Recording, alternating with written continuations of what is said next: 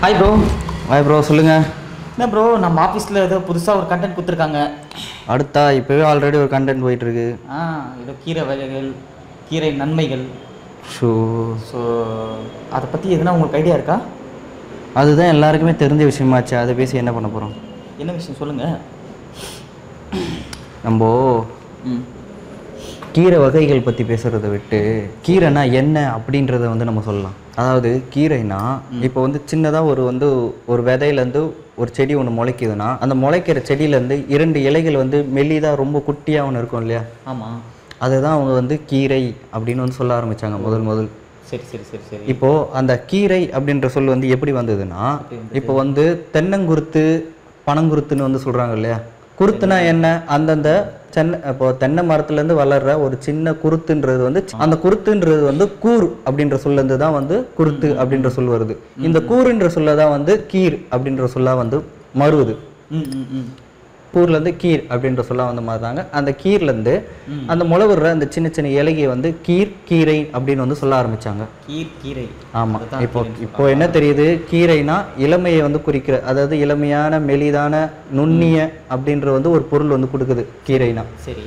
இப்போ உதாரணத்துக்கு நம்ம இளம் பருவத்தை வந்து குறிக்கிற வந்து பல பெயர்கள் வந்து இருக்கு. அந்த பெயர்ல ஒரு பெயர் தான் வந்து செங்கீரை பருவம்னு ஒன்று இருக்கு. செங்கீரை பருவம். ஆமா. இப்போ அடுத்து நம்ம கழுத்துல ஊசிமணி பாசிமணி போடுறோம் இல்லையா? அதுல ஒரு மணியோட பேர் வந்து கீரை மணின்னு ஒரு பேர் ஒன்று. அடுத்து நம்ம வயிற்றுல ஒரு பூச்சி ஒன்று வரும்ல, சின்ன சின்ன பூச்சி எல்லாம் வந்து இருக்கும் இல்லையா? நம்ம வயிற்றுல இருக்கும்ல, அதுல ஒரு பூச்சியோட பேர் வந்து கீர்பூச்சி. அது ரொம்ப நுண்ணிய பூச்சி அப்படின்றத வந்து குறிக்கிறது தான் வந்து கீர்பூச்சி. அடுத்த கட்டமா வந்து நம்ம பார்க்கும்போது இப்ப கீர் அப்படின்றது வந்து இளமையை வந்து குறிக்குது. நான் ஒன்று சொன்னேன். இப்போ அந்த விதையில இருந்து முளைக்கிற அந்த சின்ன அந்த இலை இருக்கு இல்லையா?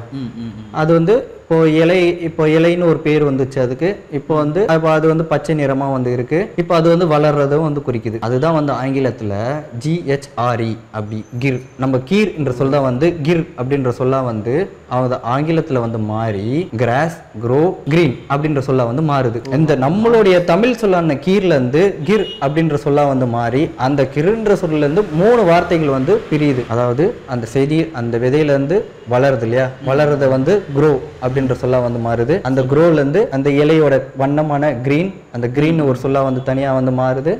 அப்புறம் அந்த க்ரோ ஆவறது இல்லையா? அந்த க்ரோ ஆவறத வந்து கிராஸ் அப்படின்னு வந்து அவங்க சொல்ல ஆரம்பிக்கிறாங்க. ஸோ கிர்ன்ற சொல்ல வந்து கிரீன், கிராஸ், க்ரோ, இது வந்து 3 சொல்ல வந்து மாறுது. அது வந்து உலகத்திலேயே இருக்கிற அனைத்து மொழிகளுக்கும் தாய்ன்றது வந்து நம்மளுக்கு தெரிஞ்சிச்சு. இப்போ உங்களுக்கு புரியுதா? க்ரோன்ற வார்த்தைக்கு கிரீன்னு அர்த்தம். கரெக்டா? அதாவது கிரீன்ற சொல்ல இருந்தா க்ரோன்ற சொல்ல வந்து மாறுது. டேய், க்ரோன்ற வார்த்தை தான் கிரீன் சொல்லா பிரிதானா? நம்மளுக்கு ஒரு கண்டென்ட் கிடைச்சிச்சுடா. Thanks bro. அப்போ இவ்வளோ நேரம் சொன்னதெல்லாம் கேட்காம விட்டு இதை மட்டும் கேட்டு போகிறான்.